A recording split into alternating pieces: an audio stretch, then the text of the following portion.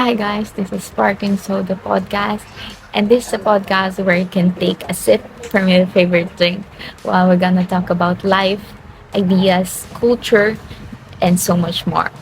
I am Hannah, your host, and again, this is Sparking Soda Podcast, and let's start. So, for our first topic, for our first episode, and the reason why I started this podcast. So, for the past years, um, simula na mag-pandemic, I really love to listen to music, to podcasts, to different types of preaching. And natutunan ko to syempre kasi nga mahilig akong makinig ng music. So, I really love learning and listening. And nung panahon ng pandemic, naging fan talaga ako ng mga podcast. Especially from Joy Spring, Adulting with Joy Spring podcast. And um, yung mga tinuturo ni Coach Laika Marvilla, especially yung Get Hired. Kasi for the past years, naghahanap kasi ako ng mga part-time jobs. And syempre para makapasa ako sa interview, lagi kong nire-review yung Get Hard podcast ni Coach Laika Marabit. And I love how they discussed relevant topics and informative ones. And that are the kind of topics that I always wanted to hear. And is ganun din siguro kaya ako nagustuhan din gumawa ng podcast kasi gusto ko ding magturo. I want to learn, but I also want to share. But before, takot ako mag-share. Kasi feeling ko, pag nag-share ako ng isang bagay, parang baka umusan pa ako ng taong sinaran ko. Because when I was in high school, disclaimer, hindi ko sinasabing maganda tong attitude, pero nagpapakopya ako dati. Nagpapakopya ako sa mga classmates ko. And the bad thing about it is, yung pinakopyahan ko, mas mataas pa yung grade sa akin.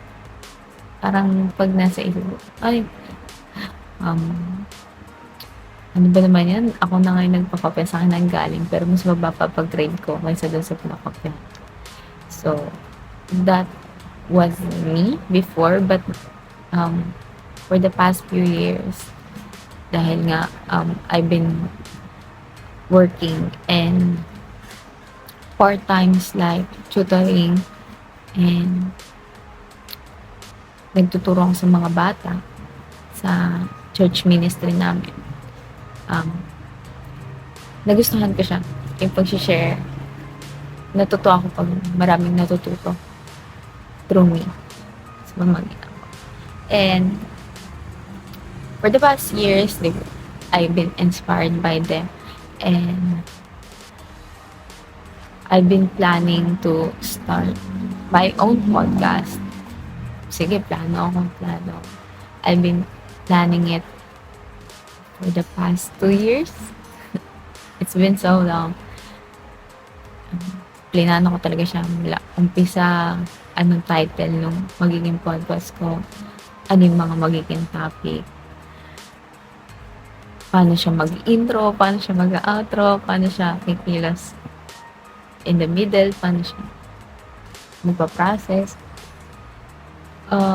But di ko pa rin siya masimulan.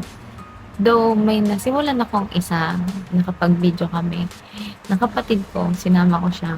Kasi nga, medyo shy type ang person. Pero hindi ko siya in-upload kasi I'm disappointed on how it resulted because siguro dati may expectation ako. Kasi nga, tagal ko siya plinano eh. Talagang inihanda ko siya, nilatag ko siya. Pero I'm not satisfied on how the video went. So, I didn't upload it. Naging memory na lang siya. And siyempre malungkot kasi may mga tao din na um, sinabihan ko or may mga tao na gusto din nila akong makita na nagpo-podcast, gusto din nila makasama ko sila sa podcast. Pero nga lang, hindi ko siya tinuloy because una, wala akong tools and equipments para sa podcast. I only have this phone, I only have paper, ballpen, ayun lang yung meron ako. Kaya, parang, yun nga, nadi-disappoint ako sa sarili ko kasi nga, yun lang yung meron ako. And, I also not mentally prepared. I think I'm not mentally prepared, I'm not emotionally prepared, I'm not spiritually prepared, I'm not socially prepared siguro. Because, syempre, may mga makikinig, may manonood ng podcast. And, yung perspective ko about how they will um, give feedbacks on me. Siguro hindi pa ako prepared. Hindi rin ako prepared sa sarili kong feedback sa sarili ko because I easily get disappointed. So, that's why I didn't pursue it at that time. Pero, bakit nga ba ito sinimulan? Kasi recently, I've been watching a lot of reels in Instagram and Facebook. And may isang nagsabi doon, if you want to be socially capable, kaya gusto mong maging social person, mas lalo kang gumaling pagdating sa communication, you should do your own podcast. Dito doon magsisimula kasi makikita mo yung sarili mo sa camera, makikita mo paano ka gumalaw, paano ka magsalita, ano yung diction ng pagsasalita mo. Lahat. Para ka nakikipag-usap sa salamin. Ganun. Di ba yung mga dancer, mas gumagaling sila kasi especially pag nakikita nila yung sarili nila sa salamin voice mas ganun din sa mga singer kung paano yung expression ng mukha nila habang nakanta sila. So, I don't know why, but nung panahon na yun, it speaks very clearly sa akin. Kaya sabi ko, dapat ko nang simulan talaga yung podcast. Kahit wala pa akong masyadong plano paano ko ulit siya sisimulan kasi marami nangyari and nawala yung mga files na meron ako dati. Nandun pa naman lahat ng pinagplanuhan ko. I do not have backups. I only have that phone. But it's gone.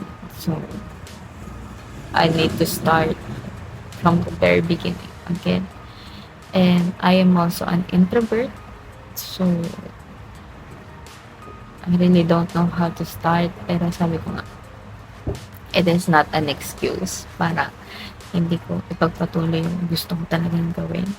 And because sabi ko nga diba kanina, I love to share and I love also to share my own opinions, my life experiences, and especially gusto kong makatulong sa ibang tao. I want to be a light and a salt to other people, especially to this world. And I want to be part of that learning and growing community that will help the next generation na maging mabuting tao. And I also want to leave a good legacy to them. Gusto ko lang talaga makatulong, especially in this time and age. We don't know what's next. It's unpredictable. So, I need to do what I need to do. I need to do what is right. And I think this podcast is the right start para sa akin. And I hope na makatulong din ako sa mga susunod pang topics na pwede ko pag-usapan and sa mga taong makakasama ko din. And I'm hopeful for this podcast to be successful and let God do what He wants. Um, and I want to glorify the Lord because I cannot do this at all kung hindi niya ako binigyan ng confidence, kung hindi niya ako binigyan ng mga bagay na to. Because mga bagay naman na nandyan na, I just need to be resourceful and I just need to take a step because the first step is always the scariest. Pero pag nasimulan mo na, magtutuloy-tuloy na. And I am praying for um, betterment and progress ng magiging podcast na ito. And that's all. Thank you for listening and watching this podcast. Again, this is Sparkling Soda Podcast. And I hope to see you again and paalam!